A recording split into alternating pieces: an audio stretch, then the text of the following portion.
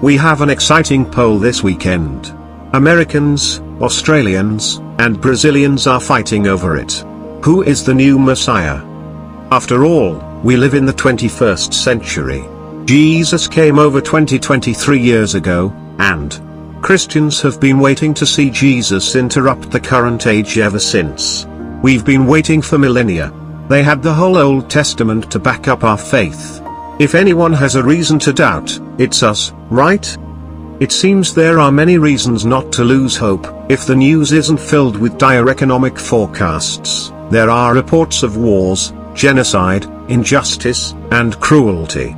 It makes waiting difficult. Hope seems impossible, and justice seems far off. The ancient faithful's doubts and anxieties begin to sound much less frustrating and more relatable. With the psalmist, or with the prophet Habakkuk, the prophet Isaiah, or any of the other desperate voices of the Old Testament, we cry out, "How long, O Lord?" Most Christians believe the new Messiah has arrived. Americans believe the former president, Donald Trump, is the new Messiah. Australians believe the 30th Prime Minister from 2018 to 2022, Scott John Morrison, is the new Messiah.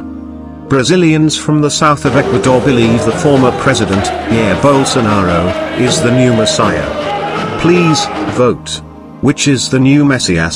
Trump, Morrison, or Bolsonaro? Globe Social Network, New York Bureau.